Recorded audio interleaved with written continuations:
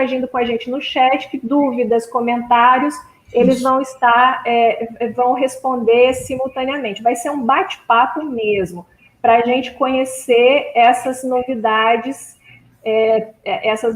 não, né? Mas para conhecer um pouco mais do software livre e como isso pode agregar na nossa vida profissional e sociocomunitária. Então, bom dia, meninas, vamos saindo, e agora deixamos com o Paulo e o Thiago. Já entra aí, só um pouquinho.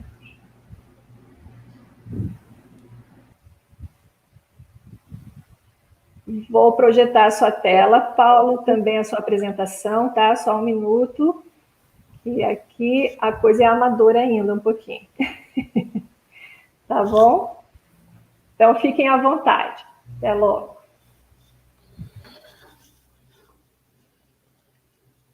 Olá, bom dia. E aí, Thiago, tudo bem?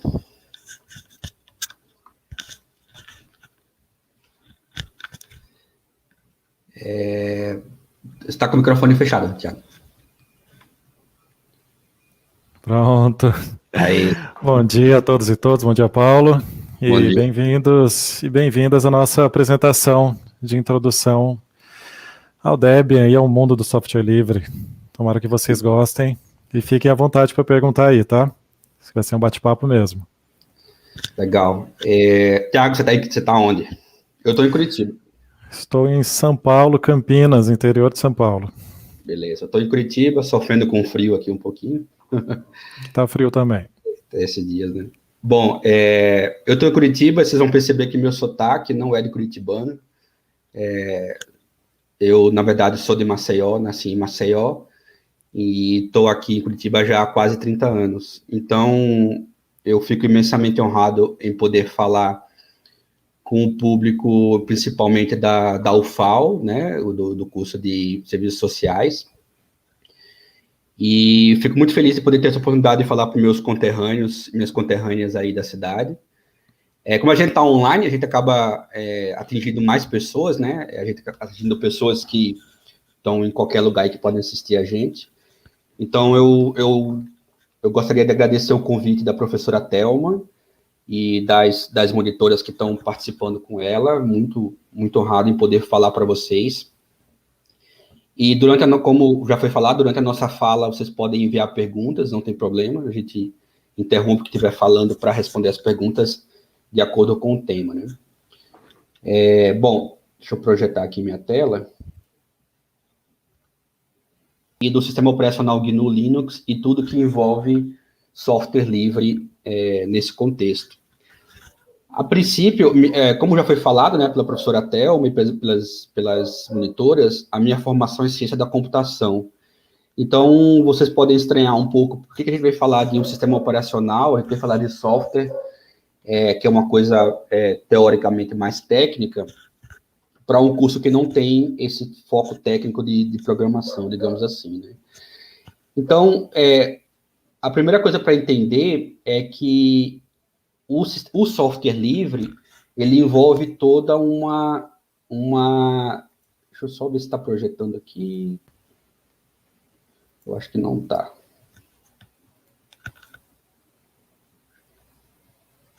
Estou vendo no YouTube.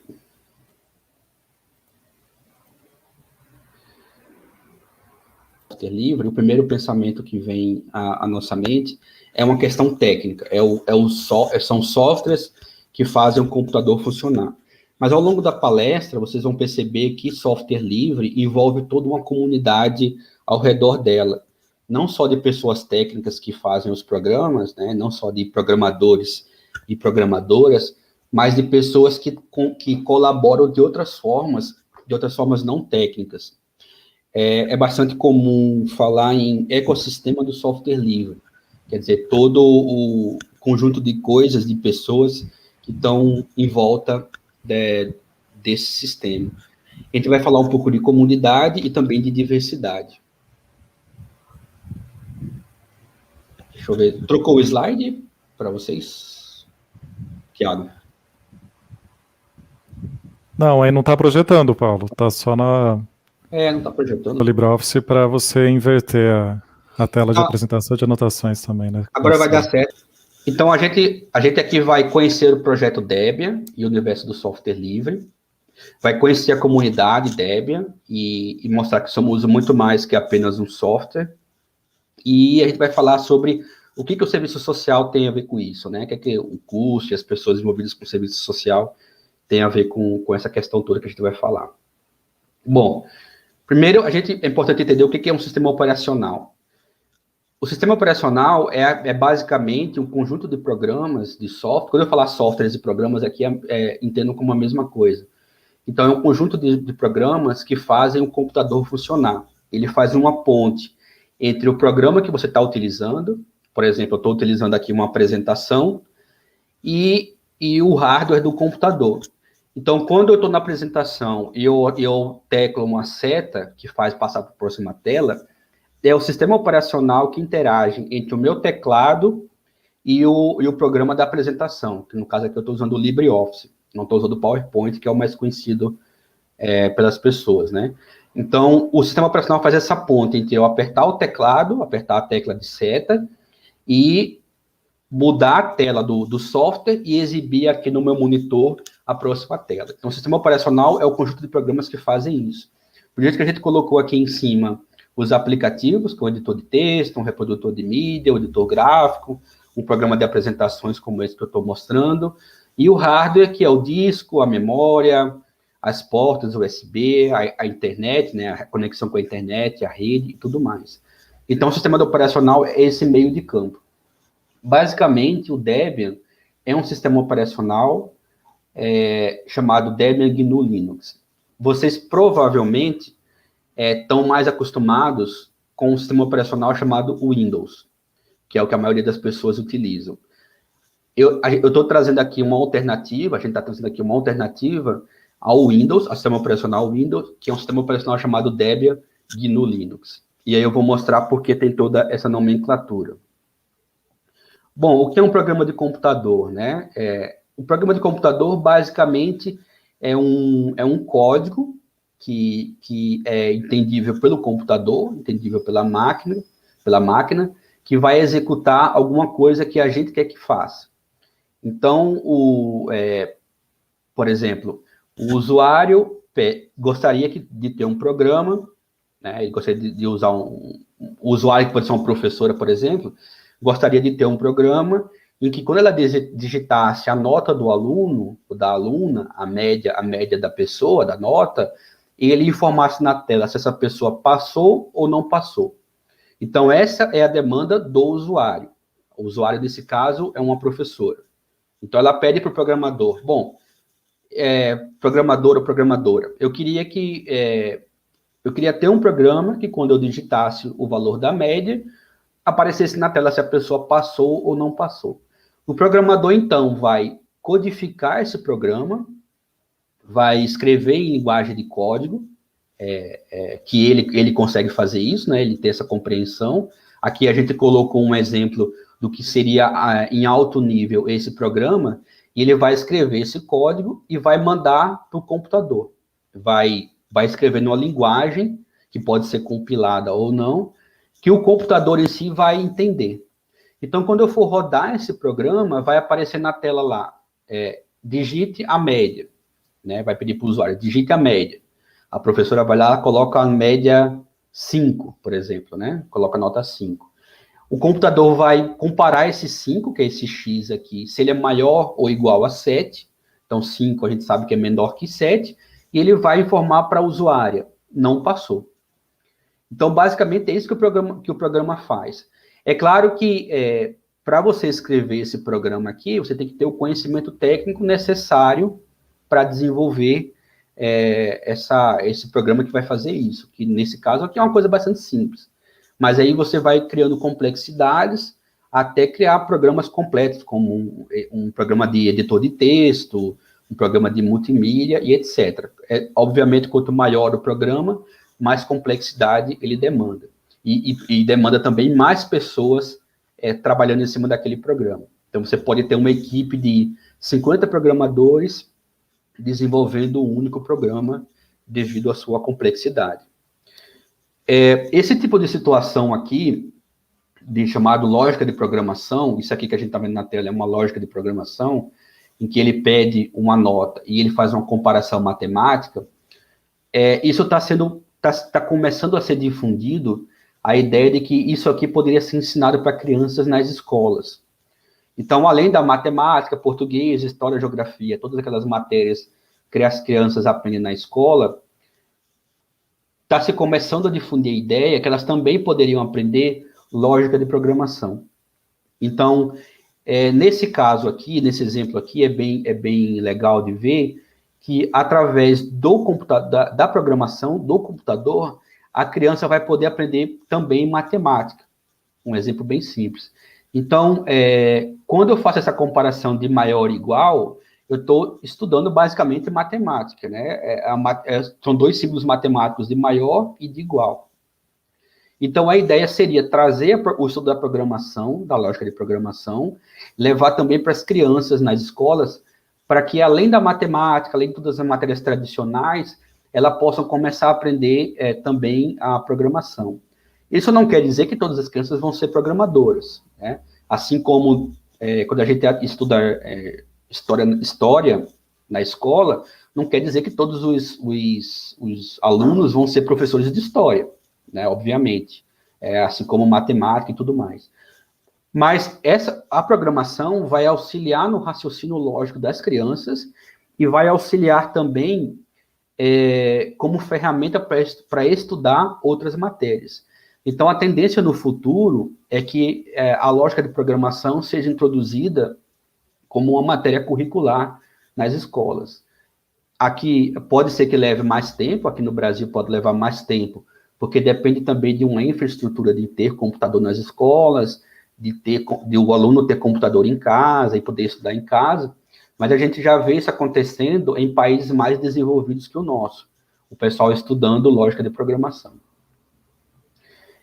Óbvio, como eu comentei, nem todos os alunos, ao estudar isso, vão ser programadores no futuro, mas a gente vai estar trabalhando, elas vão estar entendendo como é que funciona um computador. E assim, a programação, ela não está inserida só nesse contexto de editor de texto, programas multimídia e tudo mais. A gente vê programas de computador inseridos em aparelhos micro-ondas. Então, quando você digita no micro-ondas lá, que você quer que ele funcione durante 15 segundos, por trás daquele comando, está rodando lá um programazinho do computador para fazer aquilo funcionar. Essas geladeiras mais modernas que informam se precisa descongelar ou não, se a água está gelada ou não, também estão rodando programas do computador ali por baixo. Isso é cada vez mais comum no nosso dia a dia. Tá, mas esses programas que eu estou falando aqui, a maioria deles, você não consegue ver o código. Então, antes de entrar nessa questão da liberdade do software, eu vou explicar um pouco o que é ter um código aberto, o que é poder visualizar esse código aqui do computador. Imagine que eu vou fazer uma analogia que a gente usa para quem está iniciando nesse assunto. Imagine que você vai numa padaria e você vê um bolo, né? Você está vendo lá um bolo e você quer provar aquele bolo. Então, você pede para o pessoal da padaria um pedaço daquele bolo. Ele vai lá, corta o pedaço, você compra, leva para casa e come. Você não sabe como que aquele bolo é feito. Você só está vendo lá na prateleira da padaria o produto final. Então, quando você leva o pedaço para casa e come, é basicamente o que acontece quando você vai numa loja ou vai na internet e compra um programa que a gente chama de privativo. Você baixa o programa, ou você, antigamente, poucos anos atrás, você ia na loja e comprava uma caixa do software, um CD, né, um disquete, depois um CD, e você instalava no seu computador. Então, esse é o bolo que você compra na padaria. Você não sabe como que ele foi feito, você tem apenas acesso ao produto final, que é o bolo já pronto. Mas vamos supor que você gostaria de saber como aquele bolo foi feito. Então, você chega para o pessoal da padaria e fala, olha, eu gostaria de ver a receita desse bolo. porque eu sou alérgico a ovo, eu sou alérgico a farinha. Então, esse bolo aqui, ele leva ovos, ele é feito com ovos. Aí o confeiteiro fala, não, ele não leva ovos. Então, sem ver a receita, você tem que acreditar naquilo que o confeiteiro está falando. Você não tem certeza. O que ele está dizendo para você é que o bolo não leva ovos. Se eu pego um programa de computador e eu quero saber se aquele computador ele está acessando o meu webcam sem eu ver o código-fonte dele, eu só tenho que confiar naquilo que o programador está dizendo. Então, eu baixo o programa da internet, eu compro um programa da internet, um editor de texto, e eu quero saber se aquele editor de texto está acessando o meu webcam para me espionar ou não. Eu, sem ver o código-fonte, eu só posso confiar naquilo que o programador está falando. Então, eu pergunto para o programador, esse editor de texto, ele vai acessar meu webcam? Ele vai dizer não. Não acessa, ele é o editor de texto. Mas, de fato, eu não tenho a prova disso. Eu só tenho o que o programador está falando. Então, quando eu compro o bolo na padaria e ele fala que não tem ovos naquele bolo, de fato, eu não sei. Porque é aquilo que o confeiteiro está falando, né? Agora, se eu chegar para ele e falar assim, não, me mostra a receita desse bolo, eu quero ver como que esse bolo é feito. E ele me mostra a receita com os ingredientes do que vai naquele bolo, aí sim eu passo a ter certeza como que ele é feito. Se ele leva ovos, se ele leva farinha, se ele leva qualquer outro produto que eu eventualmente tenha alergia. Então, eu estou tendo acesso à receita do bolo. A receita do bolo, para a gente, é o código-fonte do computador, do programa que eu quero acessar. Tá, mas aí a primeira opção que eu falei foi você comprar o bolo, sem saber como ele é feito. A segunda opção é eu ter o acesso à receita do bolo. E qual seria a terceira opção? Eu pegar aquela receita e ter a permissão de replicar aquele bolo em casa. Então eu falo para o confeiteiro, você me deu a receita, eu posso fazer o bolo em casa? Posso replicar esse bolo em casa? E o confeiteiro fala assim, pode fazer esse bolo em casa, está aqui a receita, você tem a minha permissão para replicar essa receita na sua casa. Por que o confeiteiro faria isso, né? Provavelmente, ele confia que, mesmo você tendo a receita na sua mão, o bolo que você fizer, ele não vai ser exatamente igual àquele bolo que está sendo vendido na padaria. Por exemplo, eu não tenho experiência em fazer bolo, certo? Se eu pegar uma receita, eu vou conseguir seguir o passo a passo ali do que está escrito na receita. Mas, com certeza, o meu bolo não vai ficar tão bom como aquele que está sendo vendido na padaria. Porque o confeiteiro, o padeiro, já tem experiência de fazer aquele bolo, certo? Então, eu posso até posso replicar ele em casa. Mas aquele bolo vendido na padaria, ele é único, é feito por aquela pessoa. Então, essa possibilidade de eu pegar a receita, refazer o bolo em casa e até mesmo alterar a receita do bolo. Por exemplo, a receita do bolo fala que é para usar 2 ovos. Não, mas eu quero usar 3. Aí eu vou lá e coloco um ovo a mais. Então, eu tenho uma liberdade com a receita na mão, eu tenho uma liberdade de alterar aquela receita e fazer o bolo, adaptar ao bolo a minha necessidade. O bolo não leva chocolate. Beleza, eu gosto de chocolate, vou colocar chocolate na receita. Eu estou tendo a liberdade de alterar aquela receita inicial. Eu estou adaptando aquela receita para o meu gosto, para a minha necessidade. Então, essa possibilidade de você alterar a receita no nosso caso, trazendo aqui para a questão do software, é o que a gente chama de liberdade de alteração. É o que defende o software livre, que é essa tela aqui que eu vou usar. Então, o software livre, ele é baseado em 4 liberdades. São 4, começando do zero. Normalmente, na área de TI, a gente começa a contagem a partir do 0. Então, tem a liberdade 0, 1, 2 e 3, totalizando 4 liberdades. Então, a liberdade número 0, ela fala que um software, ele é livre se eu puder executar esse software, esse programa, para qualquer propósito. Provavelmente vocês nunca leram as licenças dos softwares que vocês utilizam, mas por exemplo, um software pode vir com a seguinte determinação, um software que não é livre. Ele diz assim, você só pode usar esse programa para fins escolares. Você só pode usar esse programa para fins de trabalho comercial. Para usar, por exemplo, um editor de texto, você só pode usar esse editor de texto para fazer trabalhos escolares. Como esse software não é livre, ele pode impor esse tipo de limitação para você. Tá? Ele pode impor esse tipo de limitação. Então, se o software, para ser livre, ele não pode ter essa limitação. Você pode usar para qualquer propósito. Você pode usar para fazer uma coisa boa, certo? Você pode usar um software livre para ajudar pessoas carentes, por exemplo, fazer um documento para pessoas carentes, mas você também pode usar o software livre para coisas ruins. Por exemplo, uma ditadura, vou pegar um caso bem extremo, uma ditadura, ela pode usar software livre, tá? Então, ela pode usar o software livre para o propósito da ditadura. Como desenvolvedor do software, eu não posso dizer assim, não, o software só pode ser usado para coisas boas, porque a interpretação de coisas boas, ela é muito complexa de ser definida.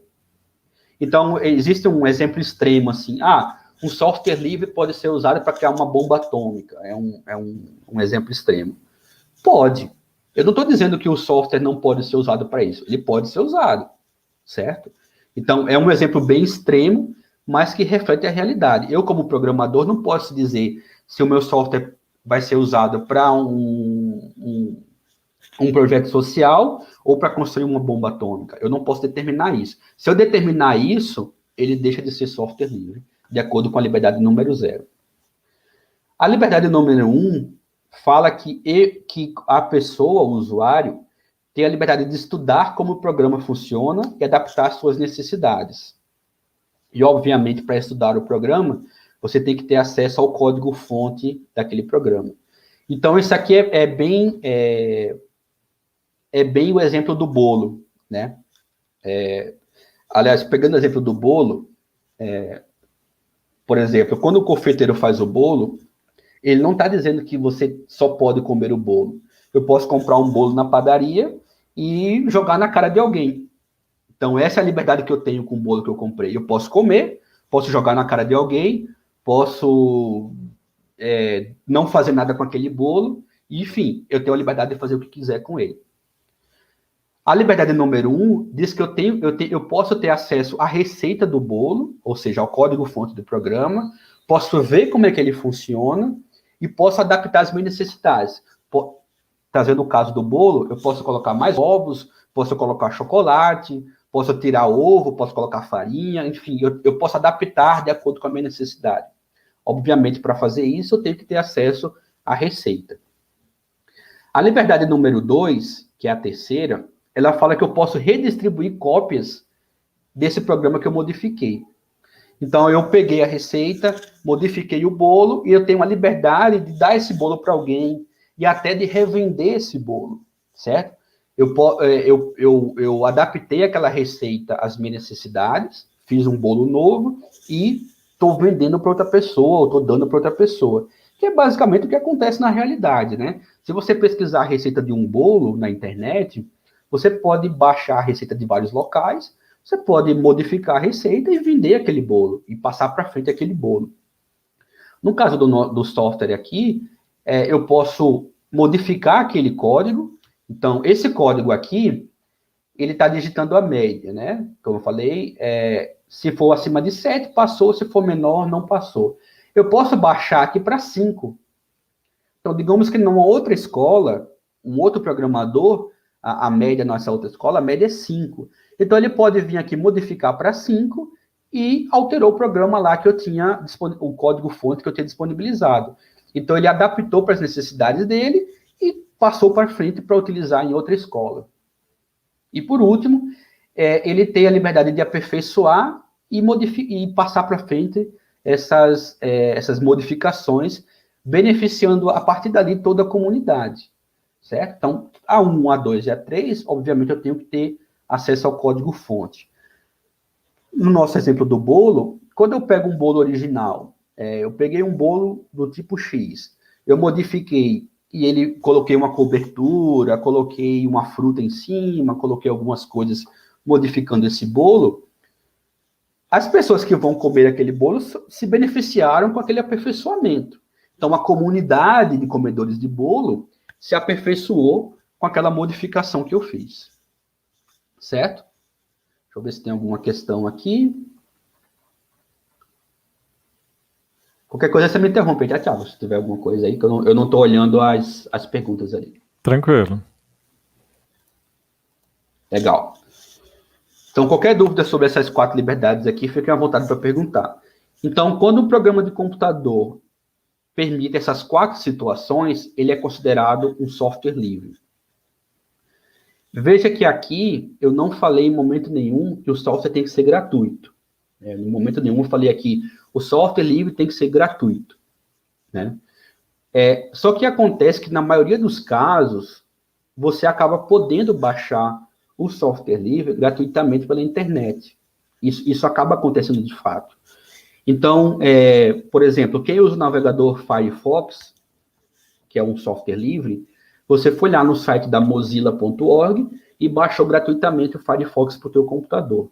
Ele, de fato, ele está sendo gratuito, certo? Mas nada impede que eu grave o Firefox no pendrive, né? Eu gravo o Firefox no pendrive e venda para você. Eu falo, olha, esse Firefox aqui, que você não precisa baixar da internet, ele custa, sei lá, R$50. Não é proibido fazer isso. Mesmo que eu não seja o desenvolvedor do Firefox, eu posso vender aquela cópia do Firefox para você. Eu estou cobrando a mídia, né, o pendrive que eu tô passando para você. Eu estou cobrando o trabalho que eu tive de lá baixar da internet. Estou cobrando o meu acesso à internet, né, o que eu pago pela internet e tudo mais. Então, você pode ir lá baixar do site original ou você pode comprar de alguém uma cópia do Firefox. Não tem problema nenhum. Ele continua sendo software livre. Você continua tendo acesso ao código-fonte dele. Antigamente, há uns anos atrás, quando a gente tinha internet de escada, né, que todo mundo tinha internet de escada, que era muito lenta, era comum o pessoal comprar um CD com que vinha o CD de instalação do Debian.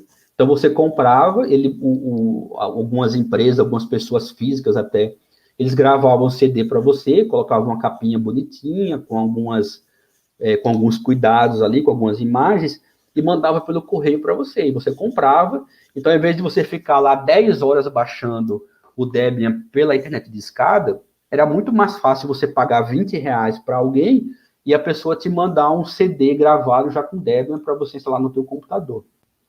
Tudo que vinha naquele CD era software livre, mas mesmo assim, ele estava sendo vendido uma cópia para você. E também, não é só o desenvolvedor original que vende, tá? Qualquer pessoa pode vender. Mas aí, um exemplo legal, né? Por exemplo, né? Eu falei lá que eu fui na padaria, peguei a receita do bolo e tentei fazer o bolo aqui em casa. Eu tentei fazer o bolo, eu não tenho experiência, não tenho prática, né, em fazer bolo, e o bolo não ficou bom. Aí eu, puxa vida, eu queria tanto comer aquele bolo, mas não ficou bom. O que eu posso fazer? Eu posso pegar a receita, pedir aqui para minha vizinha, falar assim, olha, você tem experiência em fazer bolo, tal, né? Eu não sei como fazer, o meu vizinho, para minha vizinha. Você poderia fazer esse bolo aqui para mim? Eu tenho aqui a receita, tá aqui a receita, aqui, como que ele funciona, mas eu não sei fazer, você pode fazer para mim? Aí ela pode falar assim, eu faço o bolo para você e vou te cobrar R$20 para fazer esse bolo.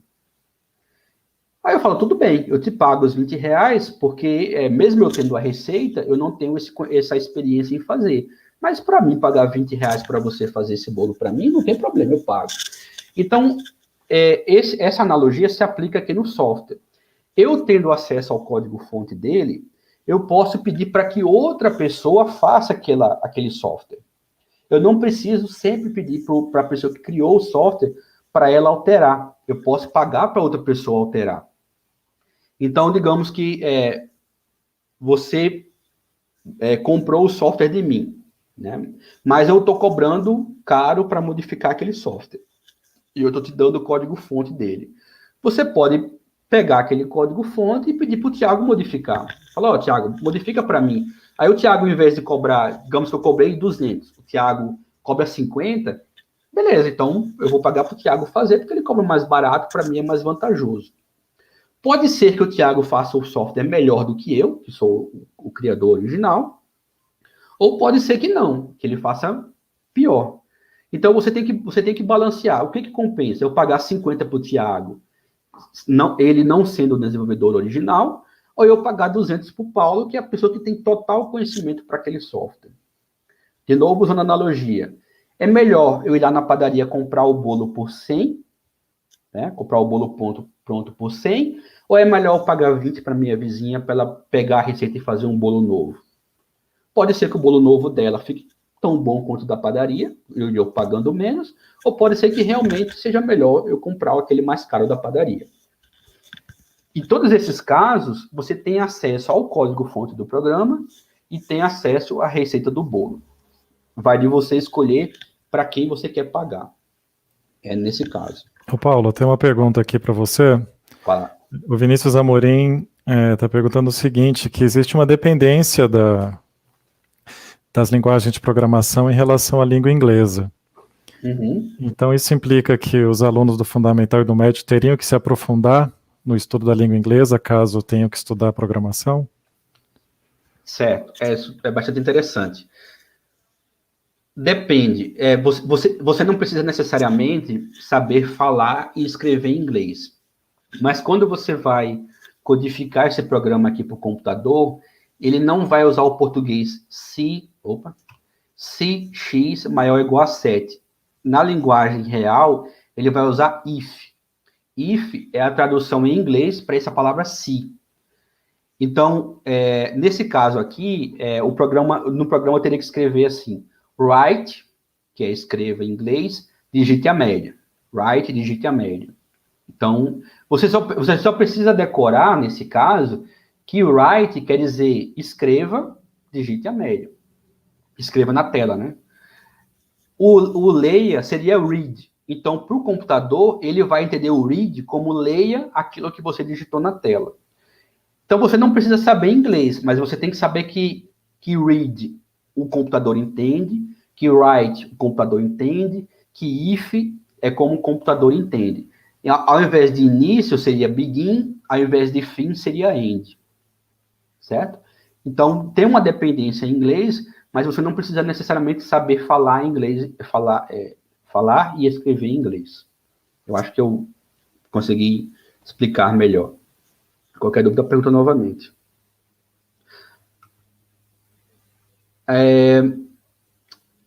Então, eu fiz essas analogias aqui de bolo, de software e tudo mais. Então, trazendo aqui para o nosso mundo, né, de software, de programa de computador, eu tenho os programas livres, os softwares livres, e tenho os programas proprietários ou os programas privativos. Um exemplo de sistema operacional privativo é o Windows, né, que a maioria das pessoas acaba utilizando em casa, na escola, no trabalho. E tem o sistema operacional OS da Apple, que é aquela que tem a maçã. Então, esses são dois exemplos de sistemas operacionais privativos. Você não pode baixar gratuitamente pela internet uma cópia do Windows. Se você estiver fazendo isso, e você baixar e instalar no teu computador, ou se alguém instalar para você está fazendo o que as pessoas chamam de pirataria.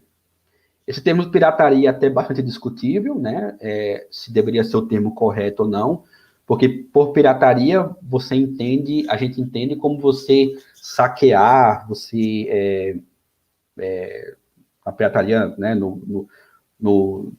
na raiz da palavra seria aquele negócio de você invadir um navio e saquear o navio e roubar tudo que está lá dentro e tal. Então, algumas pessoas entendem que você fazer uma cópia ilegal do Windows, você não estaria necessariamente saqueando. Você está fazendo um procedimento ilegal, mas você não está roubando necessariamente aquele sistema operacional. Mas isso é bastante discutível ainda, como é que a gente vai chamar. Mas dentro aqui no nosso âmbito, eu vou chamar de pirataria mesmo. Então, se você instala o Windows no teu computador sem comprar uma licença, você está fazendo pirataria. Um detalhe, quando você paga pelo Windows, você não está comprando o Windows. Você está pagando uma licença que te dá o direito de utilizar o Windows. Certo? Aquele Windows que está no teu computador, ele não é teu. Você está pagando pelo direito de utilizar aquele Windows. Então, você tem um Windows que, por exemplo, é muito comum nas escolas, as escolas comprarem uma licença para utilização na escola. Você não pode pegar aquele Windows que está na escola e utilizar no teu computador em casa. Essa é uma restrição que eu comentei lá, que não poderia ser utilizada pelo software livre. Então, ele fala assim, o Windows que você compra na loja, que você baixa da internet ou compra na loja, ele custa R$1.000 para você utilizar na tua casa. Mas para a escola, a gente vai cobrar R$200. A Microsoft vai cobrar R$200. Então, aquela licença que você está pagando R$200 mais barata, você está pagando R$200 que é mais barato, você só pode utilizar no computador da escola. Se você pegar aquela cópia e instalar no computador da tua casa, você está fazendo pirataria. Esse tipo de restrição fere a liberdade do software que eu comentei anteriormente. Então, quando você usa um software livre, não importa se você vai utilizar na escola, em casa, no trabalho. Você tem a liberdade de usar em qualquer lugar, como eu comentei anteriormente. E existem duas entidades que defendem a utilização do software livre. E aí eu já vou trazer uma outra denominação aqui. A Free Software Foundation, ela é a fundação que foi criada nos Estados Unidos para defender a utilização do software livre. Então, ela é uma fundação internacional, sem fins lucrativos, baseada nos Estados Unidos, criada pelo Richard Stallman, que foi a pessoa que criou o software livre na década de 70. Agora, como o software livre, ele basicamente ele é um movimento social, certo? Ele foi criado nos anos 70 por um programador chamado Richard Stallman, nos anos 80, desculpe, pelo um programador chamado Richard Stallman, um americano, em que, na época, ele trabalhava no MIT, ele trabalhava num dos laboratórios do MIT, e naquela época, dos anos 80, dos anos 70, dos anos 80, era muito comum o pessoal trocar programa de computador. Não se tinha essa ideia de você vender um programa de computador. O que o pessoal comprava na época era o hardware, era a impressora, era o computador, era o mainframe. Então, o software ele era distribuído gratuitamente. Os professores faziam programa de computador, os técnicos faziam programa de computador e trocavam entre si. Não havia essa preocupação em fechar o código-fonte. Então, lá no início dos anos 80, esse laboratório que o Richard Stallman trabalhava, eles compraram a impressora, e essa impressora, ela vem junto um software, que é chamado driver daquela impressora. A impressora começou a dar problema de atolar os papéis, né, de dar problema ali de funcionamento. Então, o pessoal que era programador falou assim, vamos pegar o driver dessa impressora e vamos nós mesmos modificar o driver dela. Só que quando eles pediram acesso ao código-fonte do software da impressora, a fabricante falou assim, não, esse driver aqui vocês não vão ter acesso ao código-fonte. Ele é um código fechado. Aí o pessoal falou, mas como assim? Sempre a gente teve acesso e tal. Falou, não, vocês têm acesso agora ao hardware, à impressora. Se vocês quiserem modificar qualquer coisa, vocês têm que pedir permissão para nós, a gente modifica e a gente te devolve o software modificado. Você não tem mais acesso ao código-fonte. Na época, isso foi um choque, né, para aquele pessoal, e eles começaram a entender que dali para frente, esse era o novo modelo de desenvolvimento de software que estava sendo criado. As empresas estavam desenvolvendo software em que elas apenas vendiam o programa já pronto. Comparando com essa analogia, imagine que, de repente, ninguém mais publicasse receita de bolo na internet. Simplesmente as receitas de bolo sumissem da internet. Então, se você quiser comer um bolo, ou você inventa uma receita própria, ou você vai lá na padaria comprar o seu próprio bolo. Basicamente, é isso que aconteceu na época. A tendência é que parasse de existir receitas de bolo disponíveis para todo mundo. Então, o Richard Stallman criou um movimento de que o software deveria, a partir dali, ter uma licença, né, ter uma licença de distribuição e permitir que ele passasse por aquele processo que eu comentei das 4 liberdades. Para ajudar nesse processo, ele criou uma fundação chamada Free Software Foundation, que ia dar o apoio, basicamente seria a pessoa jurídica tratando desse assunto. Então, a Free Software Foundation, ela recebe doações, ela cuida dos processos legais de licença, de tudo mais. Então, foi criada essa associação para isso. O discurso do Richard Stallman, ele sempre foi baseado na questão social do software livre, basicamente na liberdade do conhecimento. Eu não tinha citado isso até agora, mas a partir desse movimento, a ideia não é apenas você liberar o código-fonte pelo programa em si, mas é você passar o conhecimento adiante, você ter a liberdade de passar aquele conhecimento adiante. O conhecimento dos programadores é o código-fonte do programa, é aquilo que eles sabem fazer. Assim como o conhecimento dos matemáticos são as fórmulas que a gente aprende na matemática, na escola. Assim como na física, o conhecimento que os físicos antigos passaram são aquelas fórmulas que a gente sabe lá, que a gente aprende na escola. Então, imagine que um físico descobre como calcular a gravidade, por exemplo, né? Como fazer o cálculo da gravidade, ou descobre como fazer o cálculo da velocidade média. Um físico descobre isso, só que ele não divulga a fórmula. Ele fala assim, olha, se você quiser calcular a velocidade média, mande para mim os dados, eu calculo para você e te mando de volta. Eu não vou te passar a fórmula. Você manda os dados para mim, eu calculo e te mando de volta. Então, seria basicamente isso. Os físicos não fizeram isso, né? Eles, à medida que eles foram descobrindo as soluções dos problemas, por exemplo, o cálculo da velocidade média, eles divulgaram a fórmula. Tá aí a fórmula de como você quiser calcular a velocidade média, e eles passaram esse conhecimento para frente. Eles deram a liberdade do conhecimento para a humanidade, ela mesma poder utilizar no cálculo da velocidade média. Essa conversa toda que eu tive até aqui, ela é muito bacana para a gente, para os movimentos sociais, para quem defende a liberdade do conhecimento. Mas quando esse discurso vai para empresas, a coisa fica um pouco diferente. As empresas, dentro do nosso modelo capitalista, quando a gente fala em liberdade do conhecimento, em divulgar o código, em possibilidade de uma pessoa pegar teu código e modificar, as empresas não têm essa mesma opinião que a gente. Então, o discurso do Stallman sempre foi baseado muito na questão social e filosófica da liberdade. As empresas começaram a ver que esse discurso, aquelas empresas lá que desenvolviam o software fechado, o software privativo, elas começaram a achar que esse discurso não era muito legal, que elas não iam ter lucratividade se elas adotassem o discurso do software livre. Então, anos depois da criação do movimento do software livre, um grupo de pessoas criou um movimento chamado de código aberto, ou open source em inglês. Talvez a maioria de vocês já tenha ouvido falar do movimento open source. O que é o movimento open source?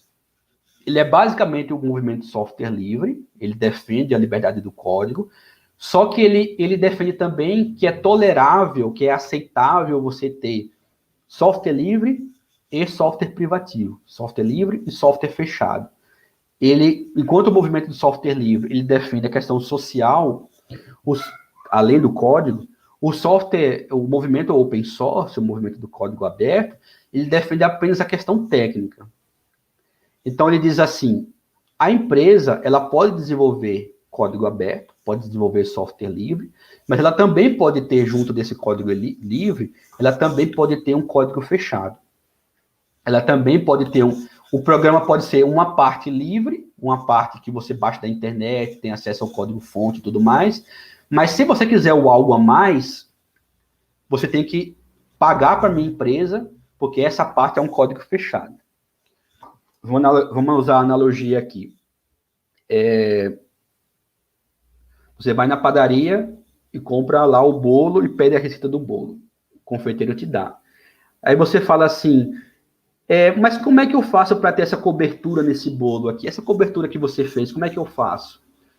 Aí o confeiteiro fala assim, o bolo, a massa do bolo, o recheio, como o bolo é feito, tá aqui a receita para você. Tá livre aqui a receita. Mas essa cobertura, essa cobertura especial que eu fiz, não, eu não vou te passar a receita.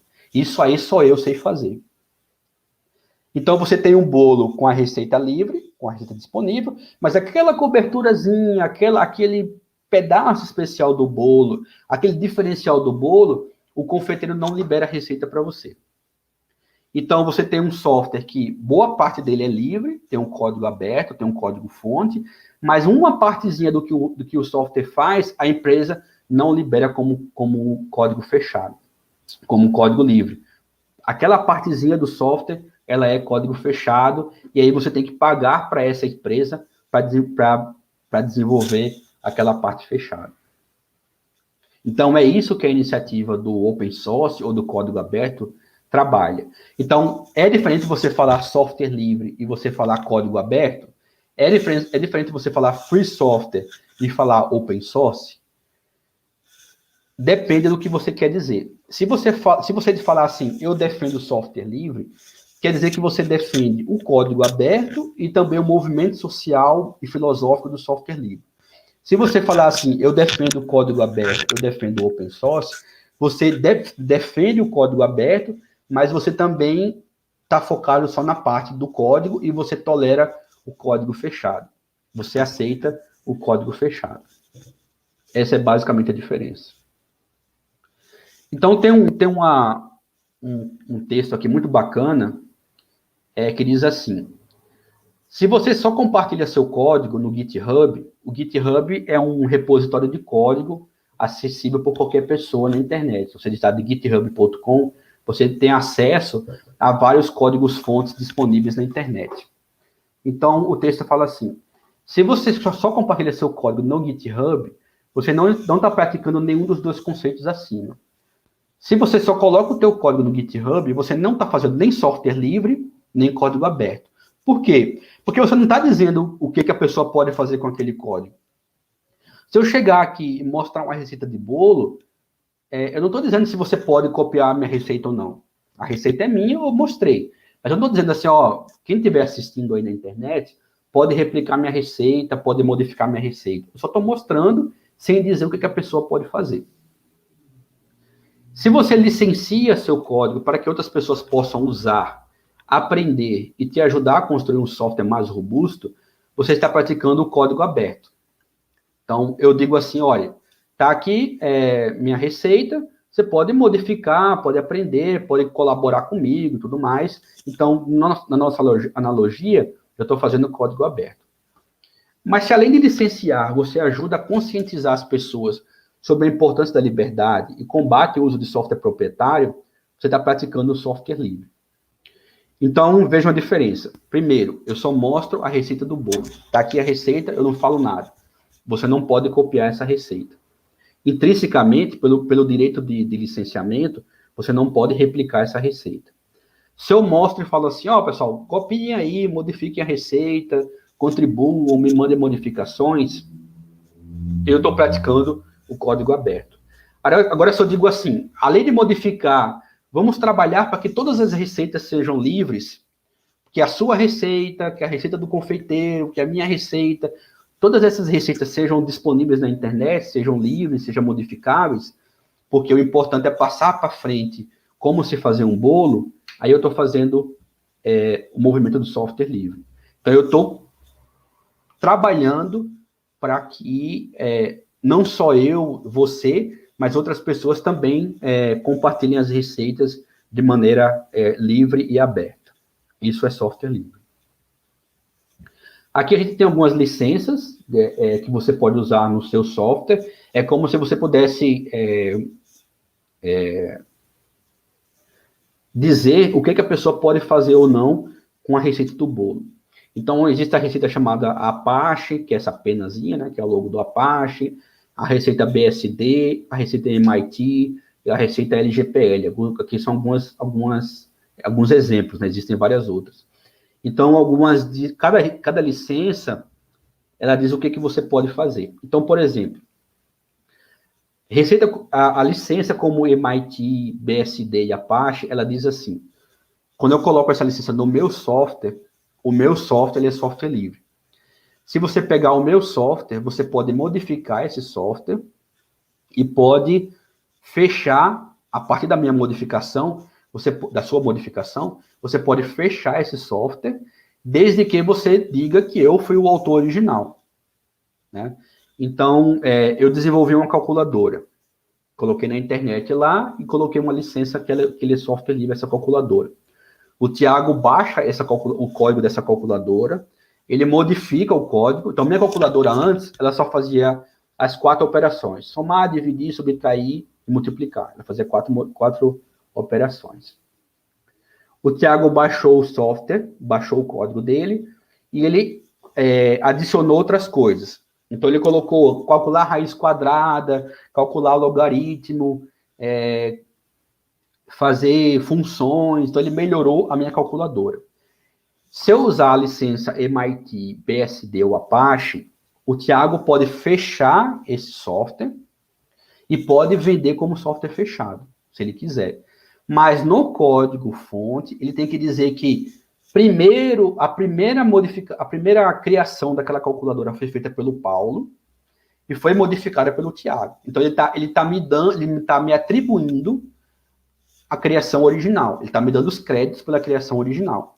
E a partir dali, ele está modificando a minha calculadora. Mas ele pode fechar e pode vender como código fechado, como código privativo. Ele não precisa, a partir dali, liberar o código-fonte da modificação que ele fez. Então, essas são licenças que a gente chama de licenças mais permissivas. Então, elas dão mais permissões para que o alterador daquele código faça com o código que ele quiser. Desde que ele reconheça o Paulo como autor original, o primeiro programador daquele código. Se eu usar uma licença como a LGPL, ela é mais rígida no seguinte sentido. Se o Tiago pegar o meu código, ele modifica a calculadora e faz a calculadora modificada. A calculadora dele tem que ser também GPL, ou seja, também tem que ter o código disponível, também tem que ser software livre. Ele não pode tornar a calculadora que ele modificou como software privativo.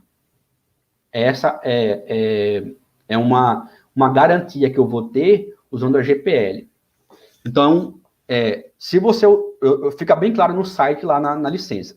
Se você pegar a minha calculadora, modificar e passar para frente, a sua calculadora também tem que ser software livre. Também tem que respeitar aquelas 4 liberdades que eu citei anteriormente. Você não pode tornar a sua calculadora modificada como software proprietário, como software privativo. Para alguns desenvolvedores, a GPL é melhor, porque eles entendem que todo o código tem que ser livre. Para outros desenvolvedores, eles querem ter a possibilidade de fechar o código. Nesse caso, licenças como MIT, BSD ou Apache são melhores. Normalmente, quem não está muito preocupado com a questão da liberdade de conhecimento, com passar adiante o conhecimento, quem não está muito preocupado com essa questão filosófica e social, eles usam essas 3 licenças. Quem está mais preocupado em garantir que sempre o software seja software livre, eles usam a licença GPL. Todas essas licenças, elas são consideradas licenças de software livre e também licenças de código aberto. Tá? Então, na parte do licenciamento, ser software livre ou ser código aberto, ser free software ou ser open source, não tem diferença. No licenciamento, no código, ali no que está no código, não faz diferença ser uma coisa ou outra. Como eu falei, a questão do software livre ou do código aberto, ela é relacionada ao movimento social, que foi o que eu expliquei anteriormente. Bom, então, a gente chegou até aqui. Então, o que é um sistema operacional Debian GNU Linux? A gente chama o Debian GNU Linux de uma distribuição. O GNU é o nome do projeto criado pelo Richard Stallman, lá nos anos 80, em que basicamente ele defendia que todo software tem que ser software livre. Então, esse é o movimento GNU, que tem como logo, como mascote, esse bicho aqui, né, que é esqueci o nome do bicho, que é tipo um boi, né, que é o... É um GNU mesmo. É o GNU, né, chamado GNU, na África, né, eu imagino. É um tipo um boi conhecido muito na África. Ele tem também o Linux, que o Linux é o kernel do sistema operacional. O kernel é aquilo que eu comentei lá no comecinho, é o que faz, quando eu apertar a seta, mudar para a próxima página. Então, quando eu aperto o teclado, na tela é exibido o próximo slide. Então, o kernel do sistema operacional é quem faz entender que apertar um hardware vai fazer com que o outro hardware tenha uma certa ação. Esse é o Linux. E os aplicativos são os programas que a gente utiliza, que é o editor de texto, o programa de multimídia, o Firefox, o navegador e tudo mais. Então, esse conjunto dessas três coisas compõe um sistema operacional chamado Debian GNU Linux. O que a gente do Debian faz então, antes de entrar no Debian em si, você tem um pessoal trabalhando, programadores trabalhando no GNU, lá nos softwares GNU, você tem programadores trabalhando no kernel do sistema operacional, que é o Linux, e você tem programadores trabalhando nos diversos aplicativos que existem. Tem pessoas no Firefox, pessoas no editor de texto, no Writer, no Calc, por aí vai.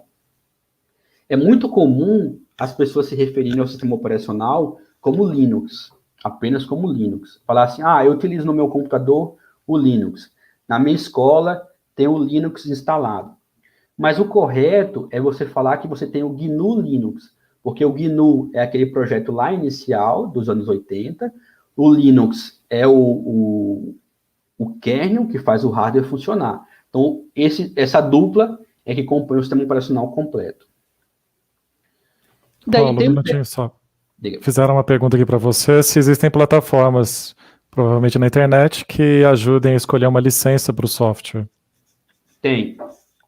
Quando você coloca o seu código lá no GitHub, por exemplo, que eu citei aqui, no GitHub, no GitLab, eles deixam você escolher qual licença você quer utilizar. Aí tem o texto de cada uma das licenças, dizendo o que o BSD permite, o que o MIT permite, o que a GPL permite. Então, você lê aquele texto e fala assim, eu prefiro essa licença aqui. Aí você cria um arquivo no teu código, dizendo qual licença você está utilizando. Mas existem sites, no próprio site da Free Software Foundation, que é o fsf.org, ele lista todas essas licenças e várias outras para você comparar o texto de cada uma, dizendo que cada uma permite. Então, o Debian, que é o projeto que eu e o Thiago fazemos parte, ele é composto por pessoas ao redor do mundo inteiro que contribuem para o desenvolvimento daquele sistema operacional. Então, essa aqui é uma foto do encontro mundial que a gente teve aqui em Curitiba, em 2019. A gente reuniu o pessoal para tirar uma foto. E aqui tem pessoas do mundo inteiro. Tem brasileiros, americanos, indianos, europeus, pessoas do mundo inteiro aqui nessa foto, que se reuniram no ano de 2019 aqui em Curitiba para fazer esse encontro. No caso do Debian, acontece uma vez por ano, em locais diferentes, né? Ele é um evento itinerante. Devido à pandemia, ano passado e esse ano, ano passado foi online, e esse ano vai ser online novamente, por causa da pandemia, né? Porque a gente não pôde viajar. Mas se tudo voltar ao normal aí ano que vem, o próximo encontro, 2022, será em Kosovo, no país Kosovo, lá na Europa. Já está marcado para Kosovo em 2022, para a Índia em 2023 e para Israel em 2024. Já está confirmado. Então, a gente é uma comunidade chamada Comunidade Debian, que a gente trabalha para desenvolver esse sistema operacional chamado Debian. A gente não tem uma empresa, a gente não é uma empresa. Então, uma outra coisa, existem várias distribuições Linux. O Debian é uma delas. Talvez você já tenha ouvido falar do Ubuntu, é uma outra distribuição. do Fedora, é uma outra distribuição, do Red Hat, do SUSE. Então, aquele projeto inicial dos anos 80, criado pelo Stallman, ele derivou nessas comunidades em torno das distribuições. Então, o projeto GNU desenvolve alguns softwares, o Linux desenvolve o kernel, os projetos dos aplicativos desenvolvem os aplicativos, como o Firefox, como o Writer, o Calc, e o Debian é um projeto que junta tudo isso, junta todos esses softwares, e disponibiliza um sistema operacional para você instalar no seu computador. Né? Como eu lembro que eu falei lá no início, que antigamente a gente comprava o CD. Então, eu comprava o CD do Debian e o cara mandava todo esse conjunto de softwares com o rótulo do Debian para eu instalar no meu computador. O que a gente diferencia das outras distribuições? Nós não temos uma empresa por trás, ele é um projeto coletivo, mundial, baseado no trabalho colaborativo de pessoas ao redor do mundo inteiro. Realmente colaborativo. Ninguém é pago pelo Debian para desenvolver o sistema operacional. O que acontece é que algumas empresas pagam para alguns programadores colaborarem com o Debian, certo? Então, o Debian em si não paga. Algumas empresas, por exemplo, o Google que a gente conhece, ela paga para alguns desenvolvedores contribuírem para o Debian. A Amazon, por exemplo, ela paga para alguns desenvolvedores contribuírem para o Debian, mas o Debian em si não paga salário para ninguém, porque ele é um trabalho coletivo voluntário.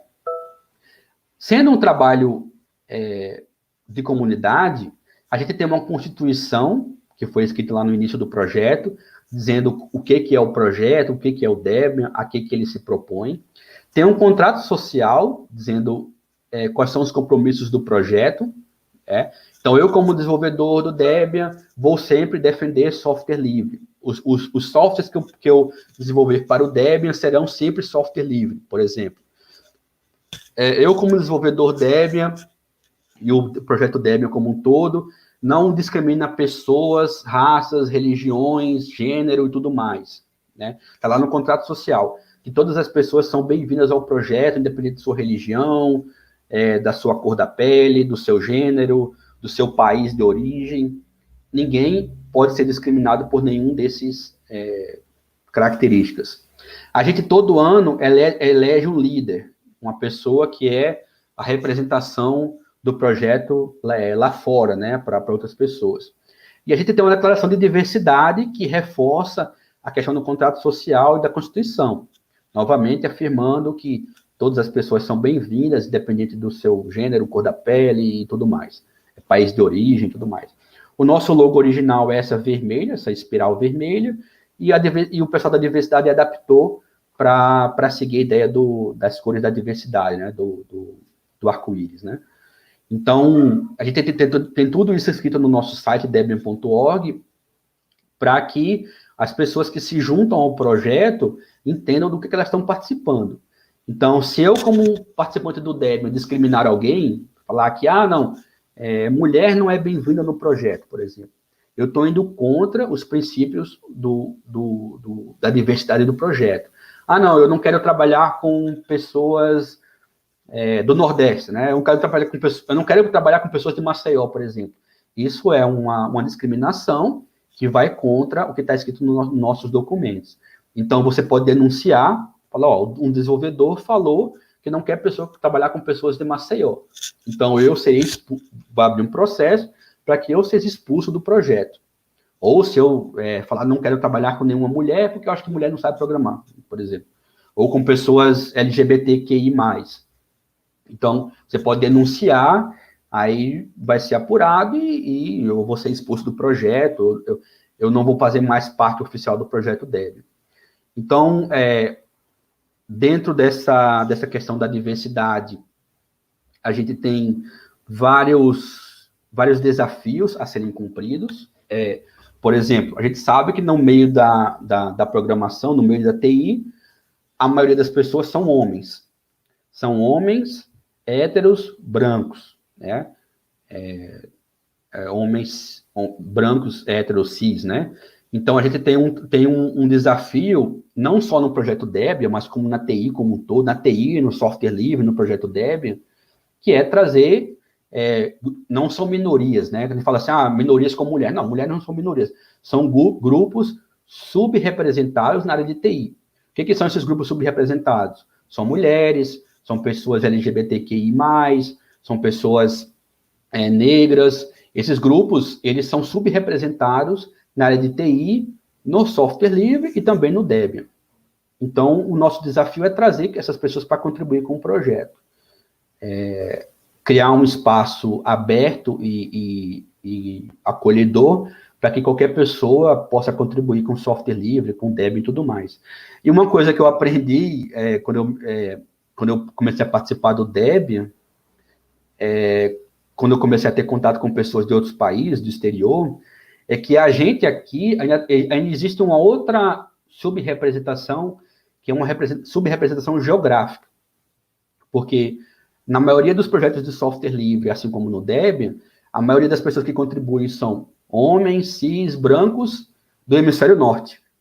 Então, a gente tem muitos desenvolvedores